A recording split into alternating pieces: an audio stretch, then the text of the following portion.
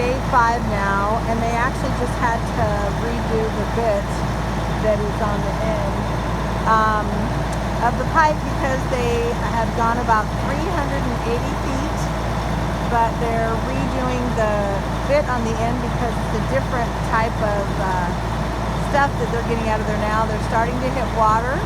They probably will be down to about 400 tomorrow, and we'll know how many gallons per minute by tomorrow afternoon. So right now you can see as they're changing it, how they change it. I think everything's in place.